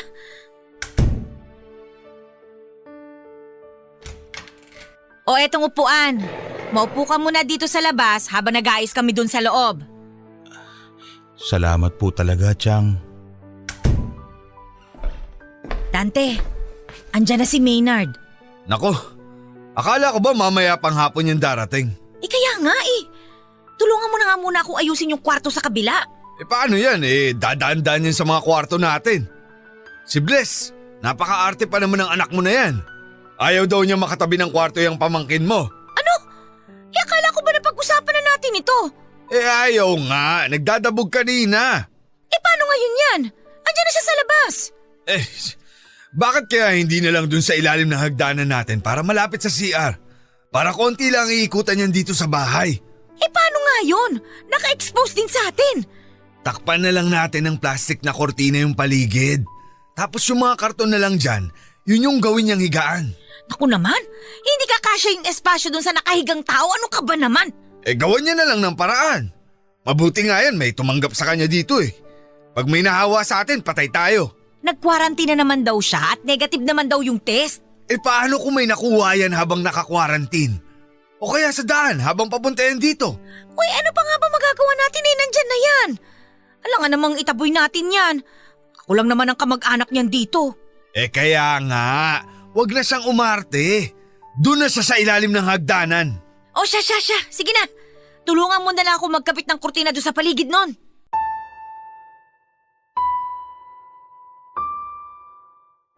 Kahit na hindi po sila magsalita ay alam ko pong labag na labag sa loob ng tiyahing ko. At lalo na ng pamilya niya ang pakikipanuluyan ko sa kanila, Papa Dudut. Hindi ko rin naman po sila gaanong masisi. Lalo pat may pandemya nga po. At mabuti rin naman talaga ang mag-ingat ng husto kesa magsisi na lang sa huli. Gayon pa man ay sumama din ng kaunti ang loob ko dahil pwede naman po nila akong pakitunguhan ng maayos at hindi singhalan. Pero parang hindi po sila nahihiya na ipakita sa akin na pinandidirihan nila ako. Ang ibinigay po nilang espasyo sa akin sa kanilang bahay ay napakaliit. Sa ilalim lang po ng hagdanan na halos isang dipa lamang ang laki. At hindi po ako makapag-stretch ng maayos. Dahil kapag ginawa ko po yon, ay lalampas ang paa ko sa kurtina. Kaya ang ginawa ko na lang po ay nakakahiga lang po ako ng maayos kapag alam kong tulog na silang lahat. At nag-a-alarm na lang po ako ng maaga para bago sila magising ay hindi na nila maabutan na nakastretch ang paa ko sa labas ng kurtina.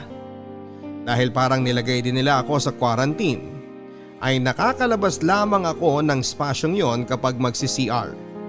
Pero sa oras ng pagkain ay ini-slide na lang po nila ang pagkain na nasa disposable na plato at mga kubyertos sa ilalim ng kurtina. Awang-awa na po ako sa sarili ko noon, Papa Dudut. Kung sa Middle East ay pakiramdam ko ay naging pulubi ako.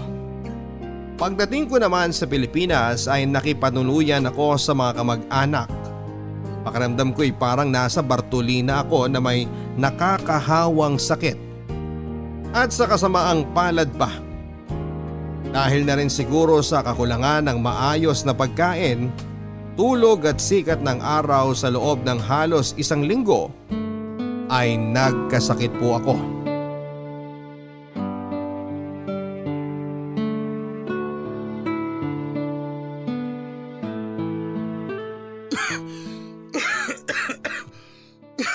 Elsie, kanina pa ubo ng ubo yung pamangkin mo ha. Baka may COVID na yan. Hindi naman siguro. Pag nagkataon, todas tayong lahat dito. May sakit pa naman ako sa puso. Anong gagawin natin? Alangan naman palayasin natin yan. Kesa naman dito yung mga awa. Hindi pa naman tayo sigurado Gusto mo papuntahin natin doon sa ospital? At sino magbabayad? O di dalhin natin sa public para libre. Tanga! Sa tingin mo sa panahon ngayon may totoong libre pa? Magbabayad at magbabayad ka pa rin doon. Saan tayo kukuha ng pera? Baka naman may konti pa siyang pera. Sa itsura niyan, tingin mo may pera yan? Nakapag-OFW naman yan eh. Baka may naitabi sa bangko o kung saan man. Ay nako, kung may pera yan sa bangko, bakit dito pa tumuloy at hindi nag-hotel? Hintayin na lang natin. Baka naman simpleng trangkaso lang yan. Hintayin? Paano kung COVID na yan? Hassle na nga yan dahil tuwing bumababa tayo dito, kailangang naka-face mask tayo. Paano pa kung may COVID yan? Magkakalat yan dito. Ang liit lang ng bahay natin. Oy, teka nga. Sige, kakausapin ko. Kasama ako. Maynard, Po, kanina pa yung ubo mo na yan ah. May lagnat ka na ba? parang medyo mainit po yata ako. Magpatingin ka na kaya sa doktor. Hindi na po muna siguro. Baka trangkaso lang naman po ito. May plema naman po yung ubo ko eh. Dry cough daw po pagka COVID. Tingnan mo, may plema. Saan yan dinudura plema niyan? Baka kakalat yan dito. Mas mabuti na siguro yung magpatingin ka na. Baka kung ano na yan, Maynard. Chang, wala na po akong pera pang pagamot eh. Sa public naman libre ah. Hindi daw po, Chang eh. At saka baka hindi rin ako tanggapin kaagad dahil marami ang kaso ng COVID. Paano kung may COVID ka na rin? Wala naman po siguro. Maynard, mas mabuti pa mag-impake ka na ng mga gamit mo at mahirap na. Po? Aba, mahirap na. May sakit ako sa puso. Ang tiyan mo may edad na rin. Paano kung COVID na yan? Mas mabuti nang makasiguro. Chong, walang-wala na po akong pera. Wala na po akong matutuluyan. Kaya nga sa ospital ka na dumiretso. Tapos, makiusap ka na lang na saka ka na magbabayad. Chong, ang alam ko po, hindi po sila basta-basta tumatanggap doon ng simpleng trangkaso lang. Kailangan may ibang sintomas eh. Wala akong pakialam, Maynard! Usapan na ng buhay to! Hindi ka pa pwede dito! Iimpake mo na yung mga gamit mo at pumunta ka sa ospital. At kung wala ka namang COVID, mabuti pang dumiretso ka na sa Quezon. Chong, wala pa pong biyahe ngayon. Gawan mo na lang ng paraan! Basta hindi ka na pa pwede dito. Mamaya, matapos mong mananghalian, umalis ka na!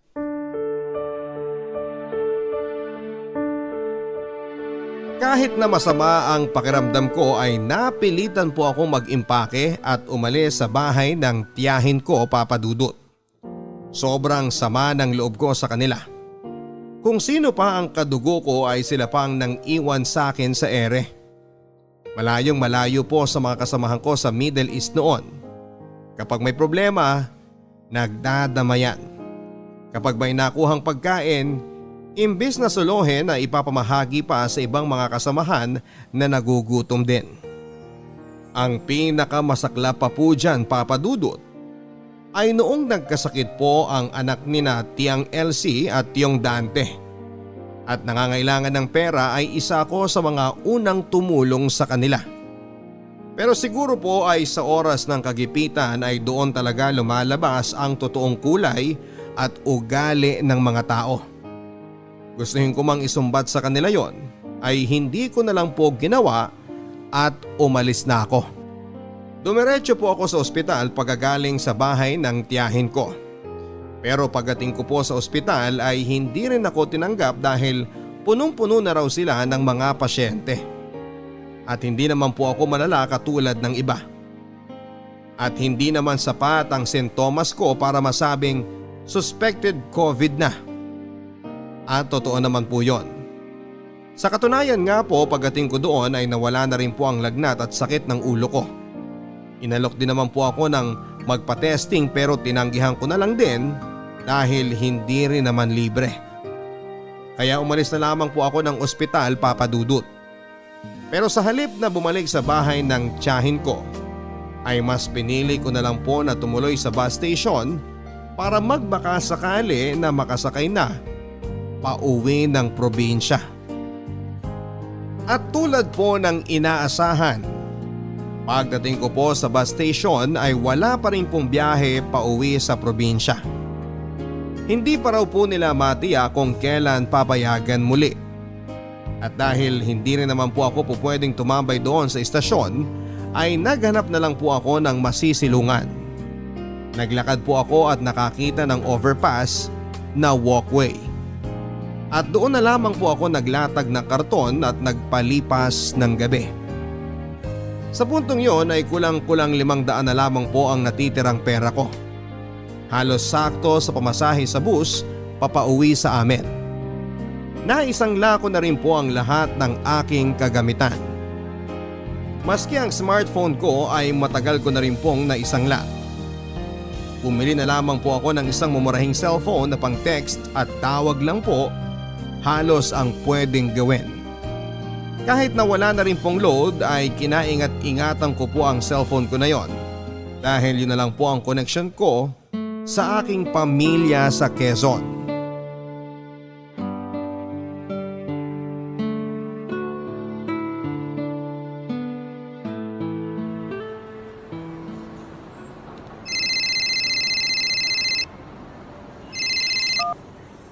Hello, Telma. Salamat sa Diyos! Ano nangyari sa'yo? Hindi ka na nagte-text. Wala na akong load. Tipid na rin tong pera ko. Bakit kayo tumawag? Magastos. Tipirin niyo yung pera. Okay lang ako. Naka-unli ako. Nangutang na muna ako sa tindahan kasi kabadong-kabado na nga kami. Dahil ilang araw ka nang hindi nagre-reply. Ano? Kamusta ka na dyan kina Chang? Wala raw bus pa uwi. Wala na ako kina Chang. Ha? Nasaan ka? Tsaka bakit maingay? Nasa labas ka ba? Pinalayas nila ako dun. Ano? Bakit naman? Kasi umuubo ko nung isang araw. Oy, ano naman kung umuubo ka? Baka daw may COVID ako eh. Pinaalis ako. Ang sabi, pumunta na lang daw ako sa ospital. Pagpunta ko naman sa ospital, nawala na rin kaagad yung lagnat ko. At saka hindi rin ako tinanggap doon sa ospital kasi may iba pa raw na mas malala ang lagay sa akin. Bakit hindi ka bumalik kila Chang Elsie? Ayaw nila ako doon. Ha? Bakit naman? Telma, mula nang dumating ako ron, ramdam ko na ayaw nila akong patuluyin. Sigurado ko, napilitan lang yun si Chang Elsie dahil siguro sa utang na loob niya sa akin dati. Pero pagdating ko sa bahay nila, wala daw palang bakanting kwarto na po pwede. At para daw masigurado ang kaligtasan nila, doon nila ako nilagay sa ilalim ng hagdanan. Ano? Telma, 1 linggo ako doon sa maliit na espasyo na yun. Pinalibutan lang nila ng plastic yung paligid. Halos parang preso ako ron. Hindi ako makahinga ng matino sa sobrang liit ng lugar. Sa loob ng 1 linggo, ang nakikita ko lang yung maliit na espasyo na yun at yung CR nila. Pakiramdam ko mababaliw ako. Kaya rin siguro ako nagkasakit. Grabe naman sila. Kaya hindi na ako babalik doon. Kahit na mamatay na lang ako dito sa kalsada. Kesa naman mamatay ako doon na kasama ko sila. Kung pandirian nila ako, dahil ko pa may kitong. Alam naman nila na negative ako pagdating ko sa Pilipinas. Paano yan? Saan ka makikituloy dyan? Matatagalan pa yata bago mapayagan na makabiyahe uli ang mga bus. Hindi ko alam. Maglalakad na lang siguro ako. Paubos na rin ang pera ko eh. Hindi na ako pwedeng matenga pa dito. Ano? Maglalakad ka? Kesa naman maghintay lang ako dito nang walang ginagawa, Telma. Hindi man ako mamatay sa COVID dito. Tiyak natitirik ang mata ko at mamamatay sa gutom kahintay.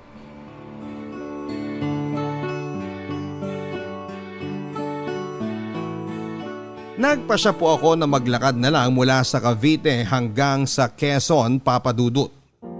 Ang natitirang pera na dapat sana'y pamasahe ko ay tinipid ko na lamang po ng husto para may pangkain. Bumili na rin po ako ng mga biskwit at tubig na mababaong ko sa paglalakad. Sa gabi ay kung saan po ako matapat na lugar sa daan ay naghahanap na lamang po ako ng sulok na po pwede kong malatagan ng karton at maaaring palipasan ng gabi. Nung minsan nga po pagising ko ay may nakita akong mga barya sa tabi ko. Napagkamalan talaga akong pulubi. Gayon pa man ay kinuha ko na rin po ang mga barya dahil bawat piso sa mga panahon na yon ay napakahalaga na. Kapag may nadadaanan ay naging alerto na rin po ang mata ko sa maaari kong mapakinabangan. Isang beses po ay nakakita ako ng tinapo na sirasirang trapal at kinuha ko po yon. Maulan na rin po kasi ng mga panahon na yon. at napakinabangan ko ng husto ang sirasirang trapal nang minsang maabutan ako ng ulan sa isang ilang na lugar. Sa puntong yon ay hindi na po ako nakakaisip ng kung ano pang lungkot o pagod o hirap. Ang gusto ko na lang po ay makauwi na ako kaagad sa amin. 3 araw na po akong naglalakad noon at sa isip-isip ko, konting tiis na lang ay makakauwi na rin po ako sa amin.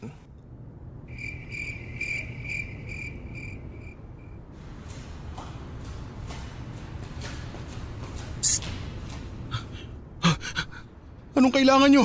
May isa pa kaming kasama dyan sa sulok. 3 kami. Huwag ka nang umalma. Bakit? Bigay mo sa amin yung bag mo. Ano? Ibigay mo sa amin yung backpack mo. Kung hindi, papatayin ka namin. Ang babata nyo pa para maging kriminal. Oo, mga bata pa kami. At gutom na kami. Ibigay mo na yan. Maawa na kayo. Wala namang laman yan eh. Wala na rin akong kapera-pera. Parang ahawa nyo na. Kaya nga naglalakad na lang ako eh. Baka uwi lang. Galing pa akong Cavite. Wala kaming pakialam. Ibigay mo na. Parang ahawa nyo na. Mga damit na lang ang laman nito. At konting biskwit pang tawid gutom sa biyahe. Mahirap pa ako sa daga ngayon. Ano? Hindi mo ba ibibigay? O itatarak namin tong kutsilyo sa tagiliran mo? Teka, ito na. Walang iyakin ka pala eh. Hayop! Habulin natin!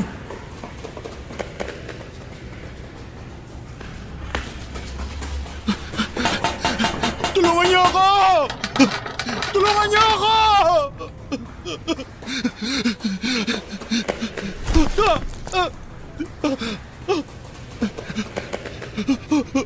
Huwag niyo ako papatayin!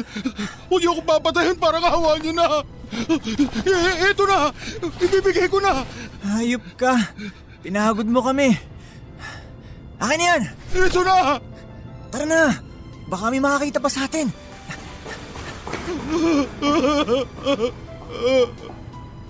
Mga hayop kayo! Ginawa niyo ng lahat sa akin! Mga animal kayo! Wala na kayo itinira! Diyos ko! Bakit mo ginagawa sa akin to? Ano naging kasalanan ko? Naging mabait akong tao! Wala akong inagabiyado! Naging tapat ako sa'yo!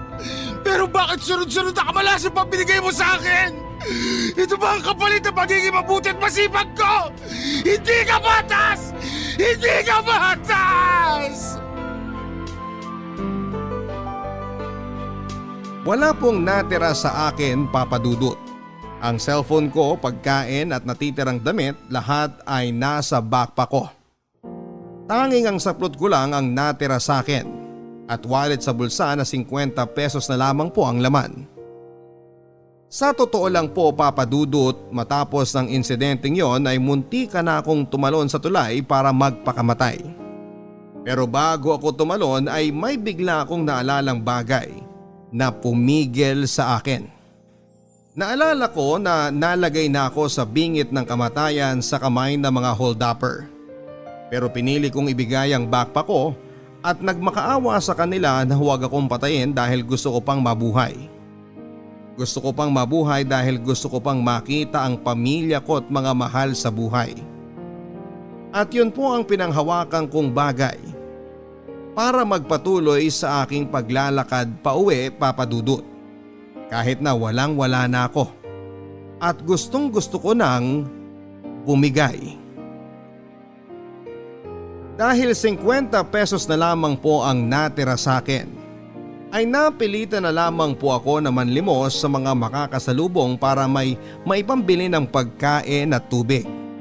Pero dahil ilang araw na po akong walang paligo, wala nang gamit bukod sa aking damit, at mukhang marungis na rin dahil sa dinanas na engkwentro sa mga hold-upper, ay siguro'y halos mukha na akong taong grasa, adik o baliw sa paningin ng mga nakakasalubong ko noon, Papa Dudut.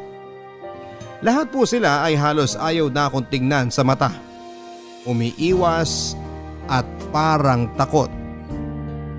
Dahil halos isang araw na po akong hindi nakakakain at ang 50 pesos ko ay ipinambili ko na lang po ng malaking bote ng tubig, ay handa na ako sa puntong yon na kumain na lang ng talbos ng kamote sa kalsada.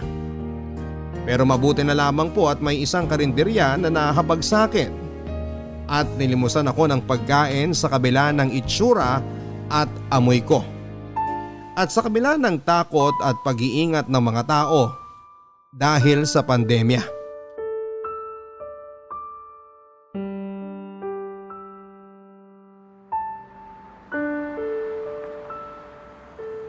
Nay, baka po pwedeng makahingi ng konting makakain. Pasensya na ho. Anak! Sandali. Ako po? Halika. Lumapit ka dito.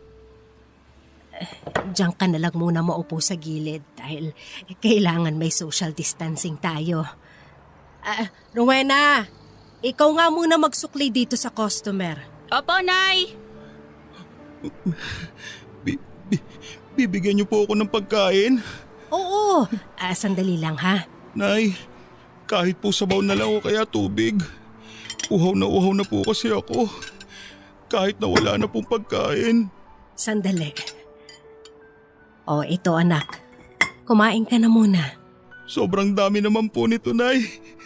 Salamat po ha. Babaunin ko po ang kalahati nito sa biyahe. Biyahe? Nasaan ang bagahe mo? Nahold up po ako eh. Kaya walang-wala na po ako. Itong damit ko na lang po ang natira sa akin. Galing pa po ako ng Cavite. Maglilimang araw na po ako naglalakad. Ha? Opo. Ay, pambihira naman. Saan ba ang bahay mo? Sa Tiaong pa po. Hala! Ilang araw ka pa maglalakad niyan?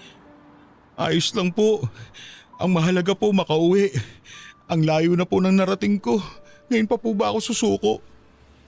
Ay, naku. Alam mo kung meron lang kami talagang sasakyan dito, ipahahatid na kita. Kaso pobre lang din naman kami. Ay, teka. Ito. Idagdag mo na tong 200 dyan sa'yo, ha? Baka sakaling may makasalubong kang tricycle. O kung ano pa man na pwedeng rentahan. O kung di man, pambili mo na ng pagkain sa biyahe. Po? Pasensya ka na at yan lang. Kapusting kami dito eh.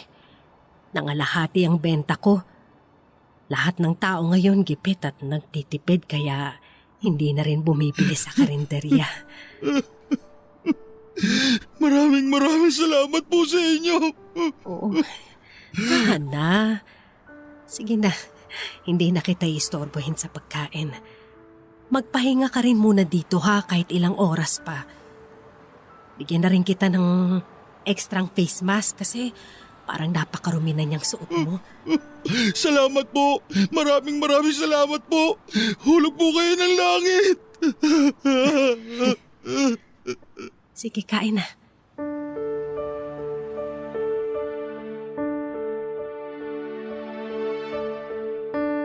Bukod sa pera at face mask ay pinabaunan pa ako ni Nanay Rica, ang tindera sa karinderya, ng kanin, ulam at 1 litro ng tubig.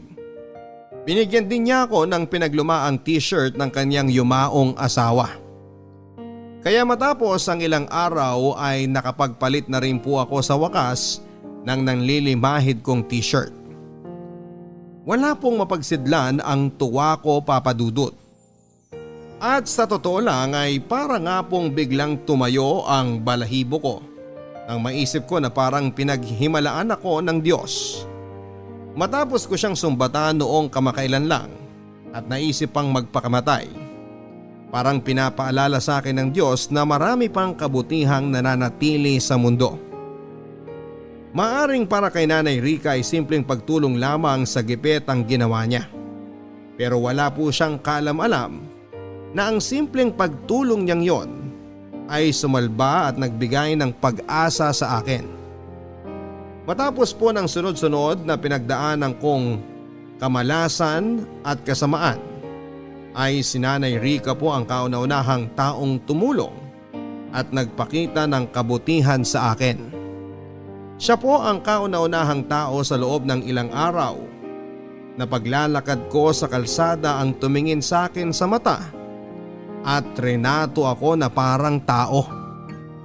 Dahil po sa mga pabaon ni Nanay Rica ay hindi lamang po lumakas ang loob ko, kundi mas lalong lumakas din po ang aking pangangatawan at bumilis ang aking paglalakad. Mahirap po kasi ang maglakad ng gutom at uhaw, Papa Dudut.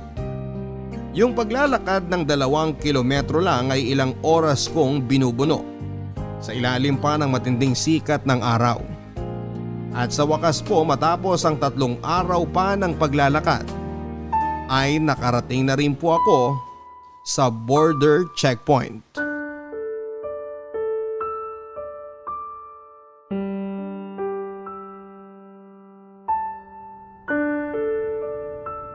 Saan ka pupunta?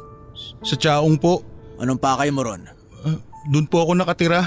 Saan ka galing? Sa Cavite ho. Cavite? Paano ka nakarating dito? Naglakad lang ho. Naglakad? Anong ginawa mo sa Cavite? Nakituloy po muna ako sa mga kamag-anak ko doon. Galing po ako ng Middle East. Eh bakit umalis ka na doon? Pinalis na po nila ako doon eh. Galing kang Middle East? Nasaan ang mga bagahe mo? Wala po eh. Na-hold up po ako. Na-hold up ka pa? Abay napakamalas mo naman. Totoo pong sinasabi ko. Eh mga papeles mo, nasan? Nandun po, nasa backpack. Eh paano yan? Paano ko maniniwala sa mga sinasabi mong yan?